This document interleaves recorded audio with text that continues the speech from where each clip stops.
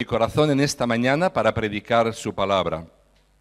Queremos acercarnos a la palabra del Señor, que es espada de dos filos, es viva y es eficaz. Es muy importante que mantengamos este pasaje cerquita de nosotros porque tiene muchos versículos bíblicos que queremos recordar y que queremos enfatizar en esta mañana. El Señor te va a hablar en esta mañana, seguro.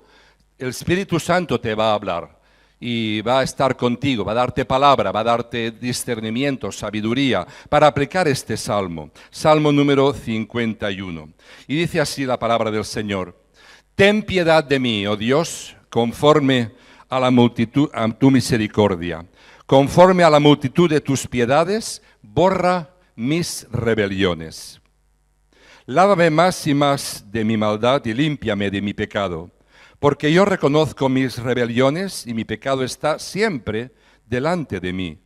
Contra ti solo he pecado y he hecho lo malo delante de tus ojos, para que sea reconocido justo en tu palabra y tenido por puro en tu juicio. He aquí en maldad he sido formado y en pecado me concibió mi madre. He aquí tú amas la verdad en lo íntimo y en lo secreto me has hecho comprender sabiduría. Purifícame con hisopo y seré limpio. Lávame y seré más blanco que la nieve. Hazme oír gozo y alegría y se recrearán los huesos que has abatido. Esconde tu rostro de mis pecados y borra todas mis maldades. Crea en mí, oh Dios, un corazón limpio y renueva un espíritu recto dentro de mí. No me eches de delante de ti y no quites de mí tu Santo Espíritu. Vuélveme el gozo de tu salvación y el espíritu noble me sustente. Entonces enseñaré a los transgresores tus caminos y los pecadores se convertirán a ti. Líbrame de homicidios, oh Dios, Dios de mi salvación. Cantará mi lengua tu justicia. Señor, abre mis labios y publicará mi boca tu alabanza. Porque no quieres sacrificio que yo lo daría. No quieres holocausto. Los sacrificios de Dios son el espíritu quebrantado. Al corazón contrito y humillado no despreciarás tú, oh Dios. Haz bien con tu benevolencia a Sión. Edifica los muros de Jerusalén. Entonces te agradarán los sacrificios de justicia, el holocausto u ofrenda del todo quemada. Entonces ofrecerán becerros sobre tu altar. Amén. Señor, cuando leemos tu palabra, sabemos que tu palabra es verdad. Sabemos que tu palabra es espada que penetra en nuestros corazones, que discierne, Señor, nuestros pensamientos y nuestra vida. Ponemos pues este tiempo, Señor, habla a través de nosotros, habla, Señor, en esta mañana y que tu Espíritu se mueva con libertad en medio de nosotros para llevarnos donde tú quieres llevarnos hoy. Tú sabes cada necesidad nuestra, cada preocupación de nuestro corazón, cada ansiedad, cada idea, cada pensamiento. Y Señor, deseamos que todo lo sea transformado por ti, tocado por ti, renovado por ti en esta mañana. En el nombre de Cristo Jesús. Amén. Amén. Era una iglesia pequeña y había un pastor que estaba predicando, como yo en esta mañana, y entonces en esta iglesia, al final de la predicación, el pastor preguntó a la iglesia, bueno, estaba predicando sobre el perdón, y preguntó, ¿cuántos de vosotros habéis perdonado a vuestros enemigos? Entonces un buen grupo de hermanos y hermanas levantaron la mano diciendo que habían perdonado a sus enemigos. Y entre el grupo de las personas que no habían levantado la mano había la persona más anciana de la iglesia, una mujer de 90 y pico de años. Y entonces el pastor fue a aquella hermana y le dijo, venga hermana Herminia, venga aquí. Usted no ha levantado la mano y usted no tiene enemigos. Y ella dijo, no, yo no tengo ningún enemigo. ¿Cómo que con la edad que tiene, 90 y pico de años, usted tendrá enemigos? No, yo no tengo ningún enemigo, se han muerto todos. Como era tan mayor, ya se habían muerto todos. Pero a veces, aunque se hayan muerto, hay enemigos pendientes. Hay facturas pendientes. hay pensamientos pendientes. Hay situaciones que están ahí pendientes que no hemos perdonado. Pero en esta mañana yo no quiero hablar de perdonarnos unos a los otros, sino en esta mañana yo quiero hablar de parte del Señor del perdón de Dios para nuestras vidas. El primer perdón, que es el importante, el perdón de Dios para nuestras vidas. Vivimos una época un tanto complicada y muchos dicen, perdónate a ti mismo y vive feliz. Pero eso no es lo que dice la palabra del Señor. El Señor no dice perdónate a ti mismo y vive feliz. El Señor dice algo muy importante que hemos leído en el Salmo 51, que tenemos que dar unos pasos concretos para recibir el perdón, la gracia, la misericordia, la salvación del Señor para nuestra vida. Este Salmo 51 nos habla de cómo nosotros podemos crecer en nuestra confianza en el Señor. Este Salmo 51 es un salmo muy importante de transformación de nuestra vida, de renovación espiritual de nuestro ser. Lo que hace que tú seas cristiano o cristiana es la relación con Jesucristo, quien moldea el pensamiento, quien moldea los sentimientos, pensamiento y sentimientos. A veces solamente queremos que moldeen nuestros sentimientos. ¿Por qué? Porque los sentimientos son los que nos hacen sentir bien o mal. Sin embargo, los pensamientos son muy importantes, los pensamientos que hay en nuestra mente, porque son los que nos transportan de un lugar a otro y conducen nuestra vida. El Señor quiere renovar tus pensamientos, el Señor quiere transformar tus sentimientos. Pero lo que hace que el Señor obre en mi vida, que yo sea cristiano, es que Él, a través de su Espíritu, Dios, a través de su Espíritu, habla a mi desánimo. Habla a mi sentimiento de culpabilidad, habla a mi pecado, habla a mi vida y me coloca en el lugar donde quiere colocarme para confrontarme. La palabra del Señor siempre la recibimos para confrontarnos a ella y reaccionar ante la palabra de Dios. Por esto este Salmo 51 es tan importante. Yo le llamo que estamos aplastados por la culpa, por el sentimiento de culpa, pero para ser transformados. Mira, si no tenemos sentimiento de culpabilidad, no vamos a cambiar. Tenemos que tener un sentimiento de culpa correcta, ni más ni menos, pero un sentimiento de culpa correcta. Cuando tenemos un sentimiento de culpa correcta, entonces Dios obra en nosotros porque aceptamos su palabra, aceptamos su mensaje. Los salmos fueron escritos para alabar a Dios, para testificar de la grandeza de Dios, pero los salmos fueron también utilizados por la iglesia primitiva, por aquella iglesia de los primeros siglos, fueron utilizados como expresión de canto. Era el único canto, no tenían otra cosa que los salmos, y habían heredado de los judíos, venían de la tradición judía, y ellos por lo tanto tenían los salmos. Claro, es cierto que había gentiles que se habían convertido y no conocían la tradición judía. Por eso también dice Pablo en Colosenses que canten con salmos y con himnos y también con cánticos espirituales. Pero los salmos son una expresión muy personal de la relación con Dios, y los salmos fueron diseñados por Dios para renovar, para cambiar nuestra mentalidad, para transformar nuestra forma de ser y sobre todo la manera en la que pensamos y en la manera en la que sentimos. Por lo tanto, los salmos y el Salmo 51 es un aliento en medio del desánimo de la vida.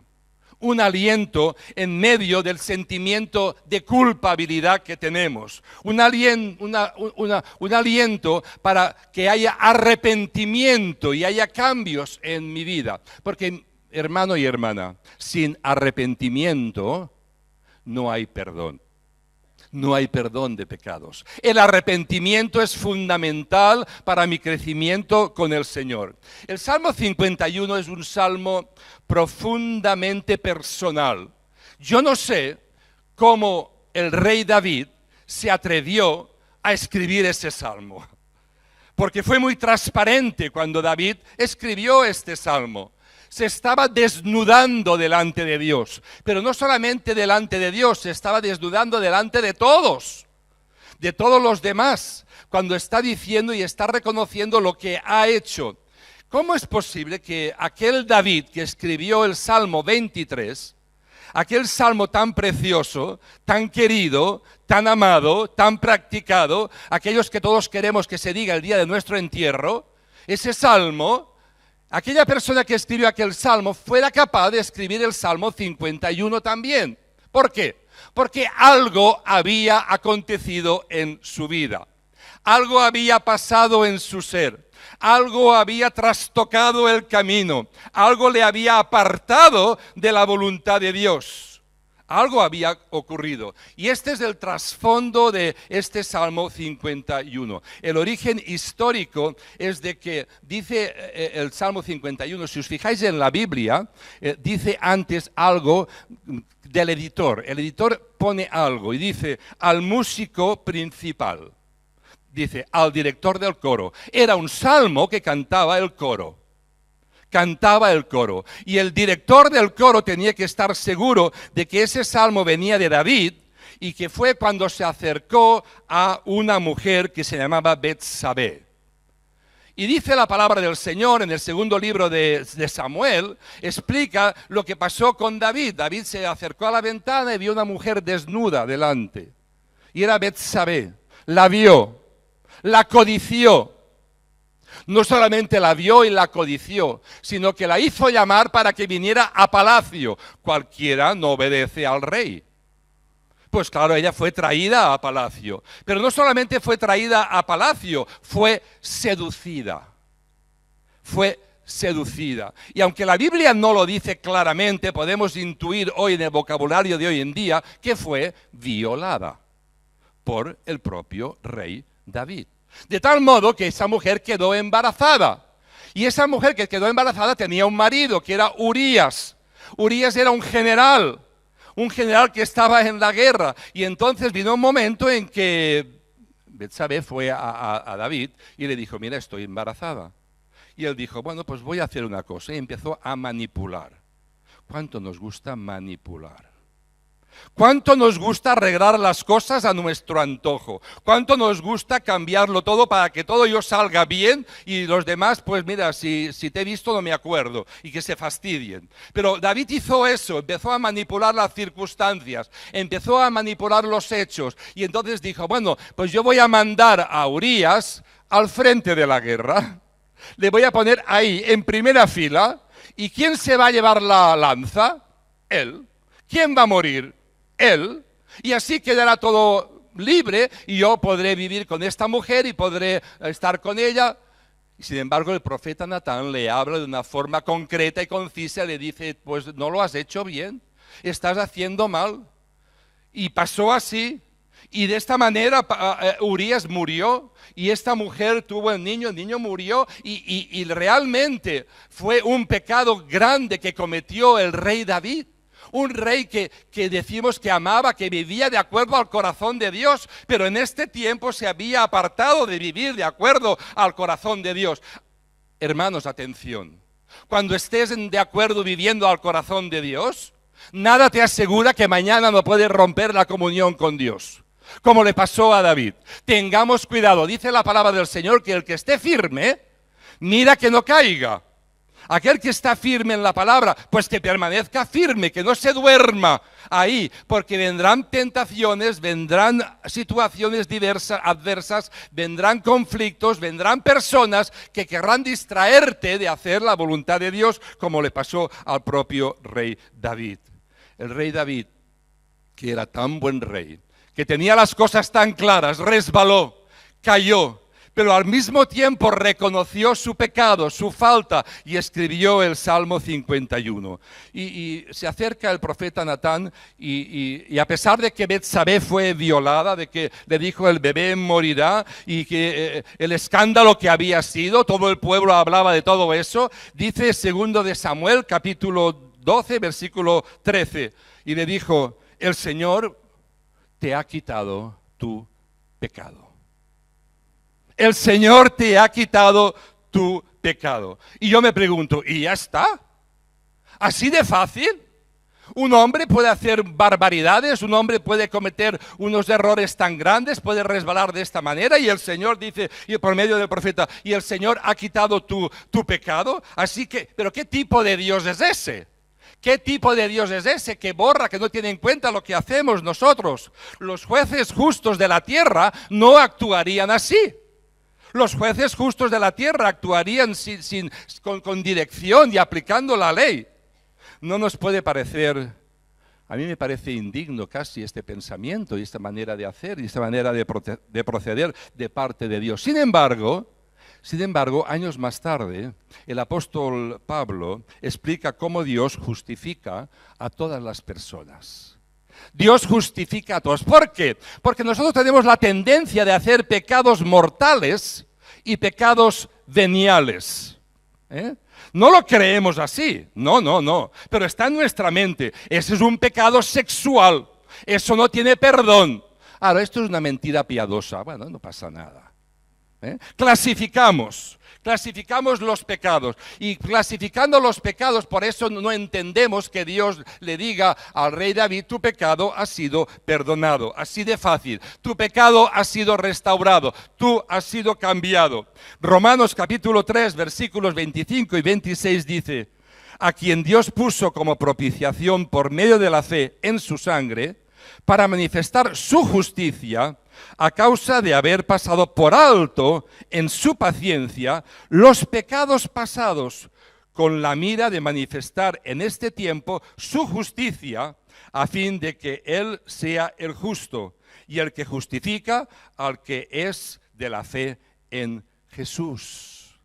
Él nos da la segunda oportunidad, la tercera oportunidad. Es decir, en otras palabras, la indignación que sentimos tú y yo, cuando Dios parece que simplemente pasa por alto el pecado de David, parece que simplemente lo ha escondido debajo de la alfombra, parece como que no quiere hacer caso a ese pecado, esa indignación que tú y yo sentimos no es así. Porque vamos a mirar siglos más adelante y vemos a la muerte de Jesús, quien morirá en lugar de David, aunque David estaba debajo de la ley. Pero Jesús iba a morir por todos los pecados del mundo. Y David se aferró a la misericordia de Dios.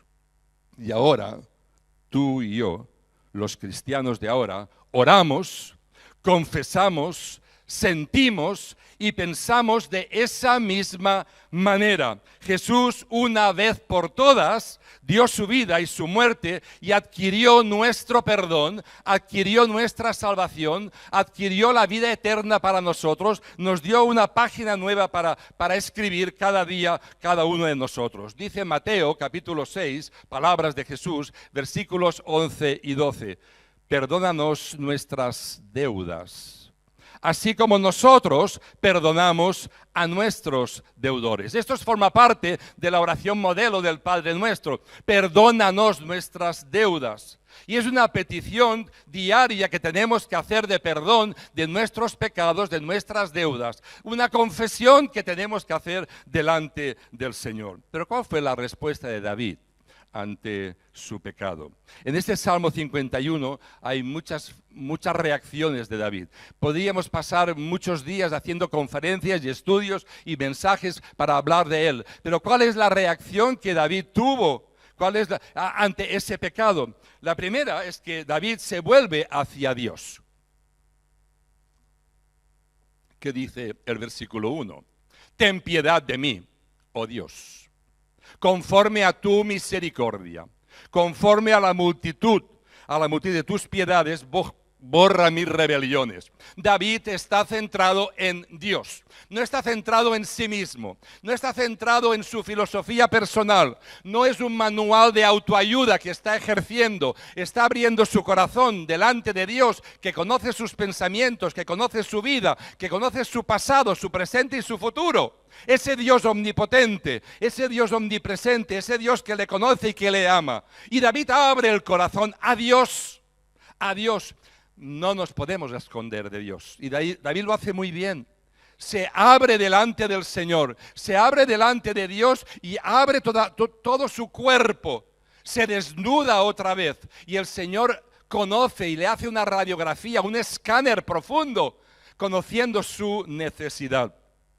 Mira, David, la única esperanza que tiene. David reconoce que solo tiene una esperanza y es Dios.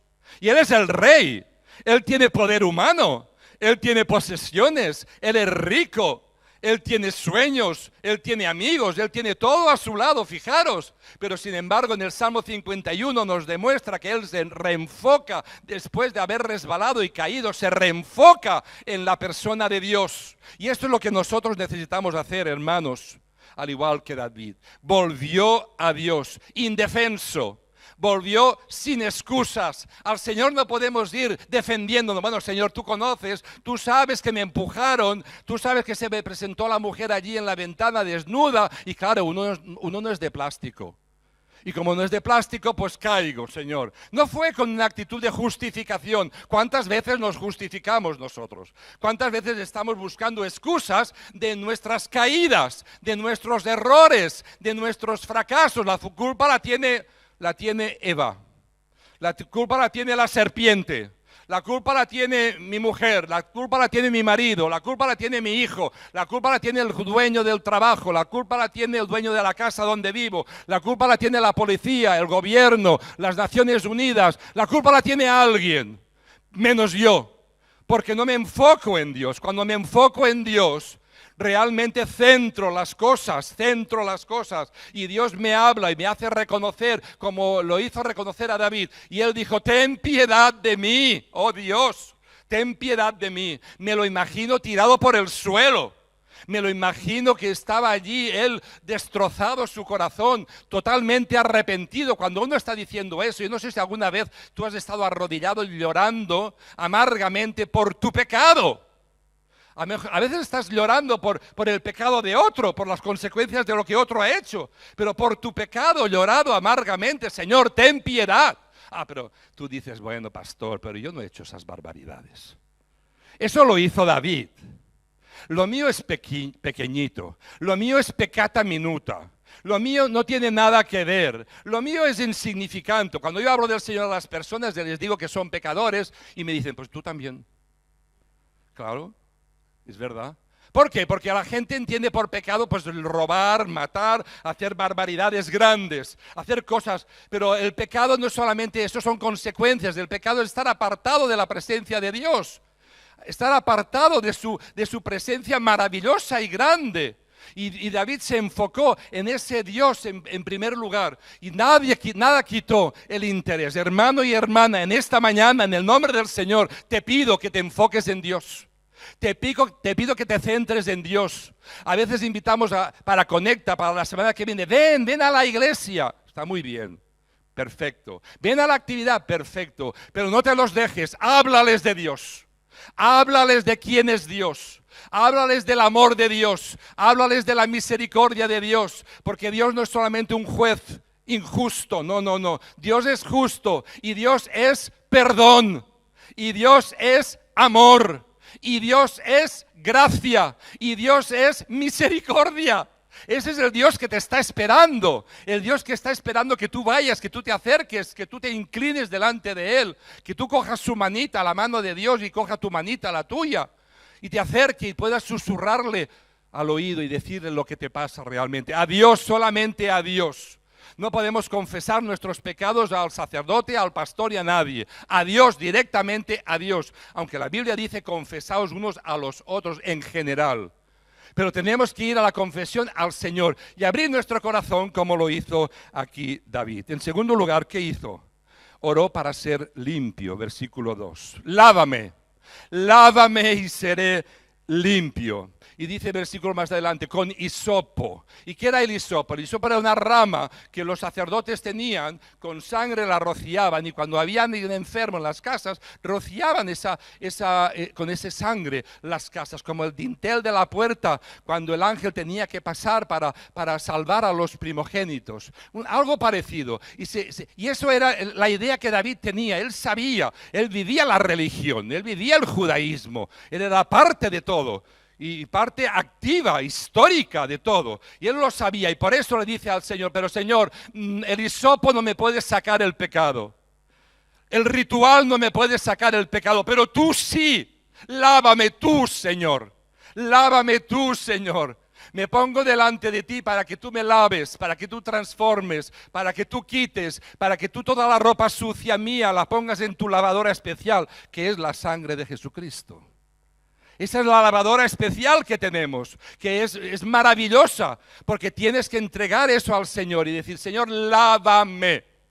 Porque es otra actitud de dependencia de Dios, de reconocimiento de Dios. Otra actitud de que Él puede hacerlo. Señor, lávame y seré más blanco que la nieve.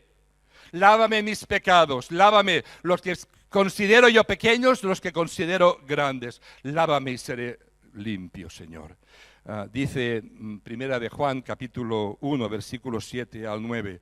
Pero si andamos en luz, como Él está en luz, tenemos comunión unos con otros. Y la sangre de Jesucristo, el Hijo de Dios, nos limpia de todo pecado. Si decimos que no tenemos pecado, fijaos lo que dice la palabra, si decimos que no tenemos pecado, nos engañamos a nosotros mismos y la verdad no está en nosotros. Si confesamos nuestros pecados, Él es fiel y justo para perdonar nuestros pecados y limpiarnos de toda maldad.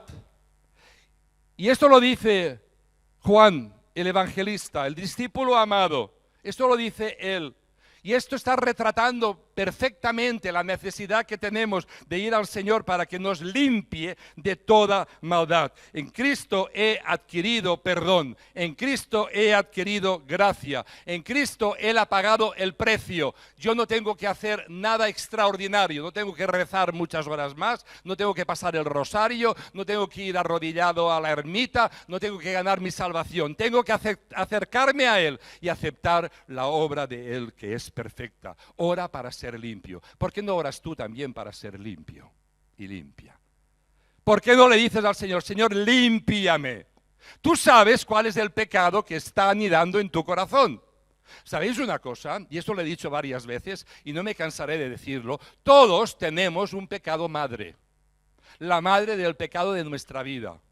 Y ese pecado madre que nos domina, de ahí salen todos los pecados, todos los demás. Hay un pecado que tenemos que someter al Señor, una tendencia humana que tenemos que someter al Señor, al señorío de Cristo. Tenemos que descubrir cuál es ese pecado mío. Hay algunos que es la envidia. La envidia les corroe, la envidia domina su vida, los celos. Un pecado fuerte que está ahí dominando la vida de esas personas y entonces se comparan con todos y siempre son pobrecitos desgraciados porque el vecino del quinto tiene más que yo y el de abajo tiene más que yo y todos tienen más que él porque quieres tener y no tienes. Hay pecados que dominan nuestra vida, dominan nuestro ser. Tenemos que someter como hizo el propio David y decirle, Señor, limpia ese pecado. Tú en tu corazón, en esta mañana, díselo en tu corazón. Señor, limpia ese pecado, toma ese pecado, ponlo en la cruz. Si en esta mañana tuviera unos papelitos, os lo entregaría, cada uno escribiría el pecado y os haría pasar aquí a la cruz para que lo entregarais simbólicamente. Pero lo podéis hacer vosotros espiritualmente. Señor, te entrego mi pecado, te lo entrego. Porque tú tienes que obrar, porque voy a ti, porque quiero ser limpio. ¿Qué hace David en tercer lugar? David confiesa la seriedad de la transgresión.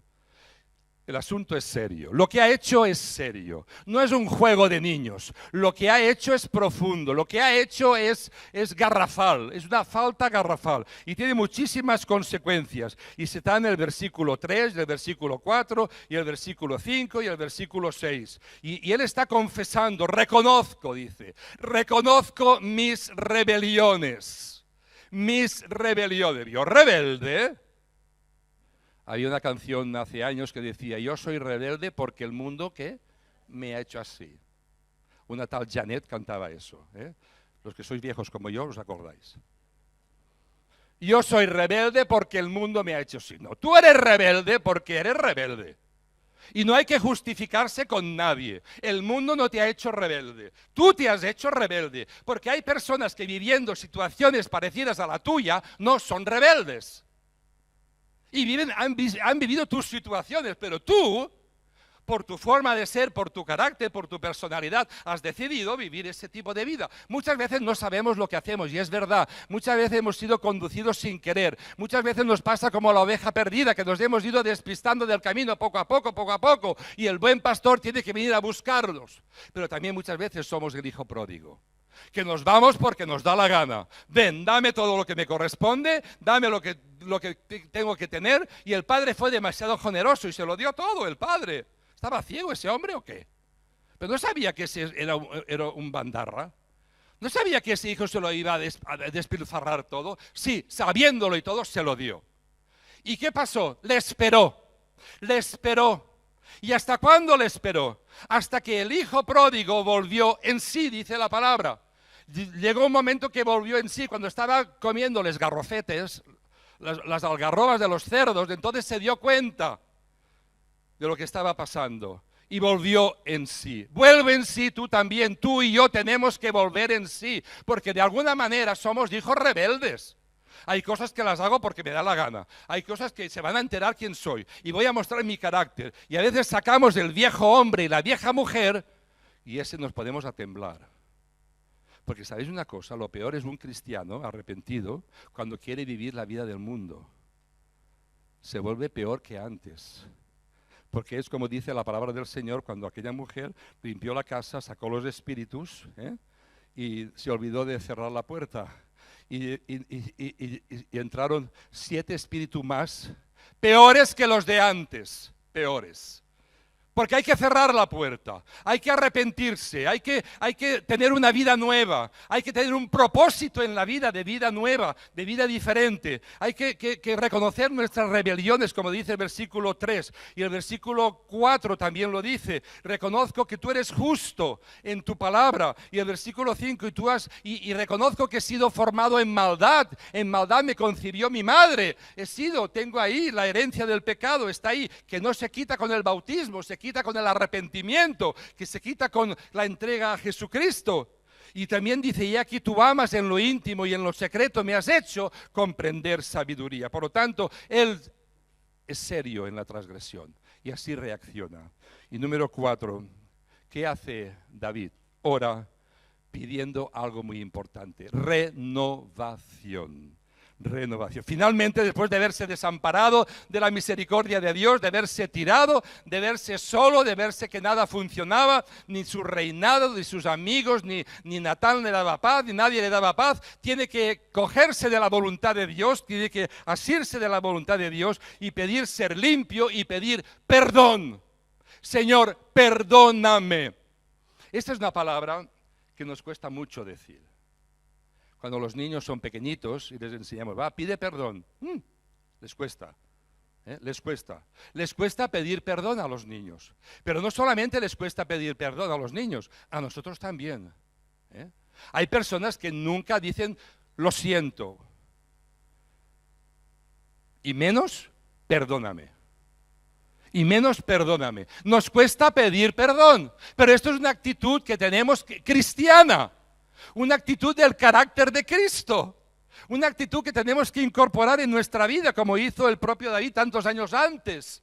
Lo hizo y pidió perdón, renovación en su vida, porque él sabe que sin el perdón no vivirá libre, sin el perdón vivirá atado, sin el perdón vivirá encarcelado, vivirá prisionero, y él quiere vivir libre. Por esto, la gente que pide perdón y es perdonada, está comprometida por Dios a cambiar las cosas. Yo he sido perdonado, yo lo sé.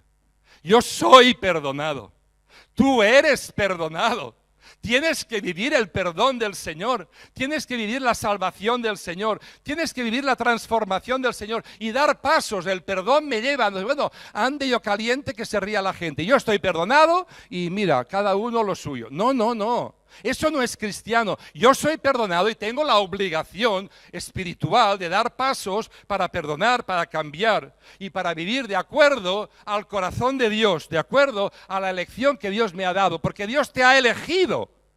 Dios te ha elegido a muchas personas, pero te ha elegido a ti para que seas su hijo, porque quiere completar la obra en ti, quiere culminarla. La empezó un día la empezó y quiere que vaya progresando y vaya creciendo hasta el día de Jesucristo, hasta el día que estés delante de su presencia. El Señor no ha terminado la obra en ti, quiere culminarla. Por esto el Señor quiere que tú vayas pidiendo renovación y transformación, y ese corazón puro y limpio, dice, crea en mí, Señor, un corazón limpio y renueva un espíritu recto dentro de mí. Renuévalo. Lo peor que puede existir, hermanos, es un cristiano rutinario. Un cristiano que no espere nada nuevo de Dios. Un cristiano que no espere palabra fresca, unción fresca, espíritu fresco, una ola de aire fresco que le transforme. Las cosas no tienen por qué siempre seguir igual en tu vida. Hay una opción nueva, diferente, cambiante. Y eso es lo que el Señor quiere hacer. Renueva, Señor, renuévame. Renuévame, me estoy secando, Señor. Renuévame, pon savia tuya a mi cuerpo y a mi vida. Transforma mi ser. Y cuando tenemos este pensamiento, las cosas cambian. ¿Y sabéis qué empieza a pasar cuando tú pides al Señor renovación? Pues lo que hizo también el propio David en el versículo 15. Y Señor, abre mis labios. Abre mis labios y publicará mi boca tu alabanza. Abre mis labios, Señor, porque tú has hecho una obra, porque tú has hecho un plan perfecto en mí, porque tú me has perdonado, porque no tienes en cuenta todo lo que me ha pasado. Pues ahora abre mis labios, yo quiero publicarlo, yo quiero decirlo, como Ana estaba diciendo antes cuando Antonio la ha entrevistado de sopetón. Yo he hablado con mi hijo, estoy orando por mí. Habla, ¿por qué? Porque de la abundancia del corazón habla la boca. Lo que hay en nuestro corazón es lo que hablamos. Y si el Señor está en tu corazón y está en tu corazón, cree lo que está en tu corazón, cree lo que está en tu mente, que está en tu vida. En esta mañana diré, Señor, abre mi boca para que yo publique tu alabanza, yo te alabe. Y qué hermoso es cuando nos levantamos por la mañana y alabamos al Señor y bendecimos al Señor y nos acostamos alabando y bendiciendo al Señor. No es que somos fanáticos, no. Somos súper fanáticos.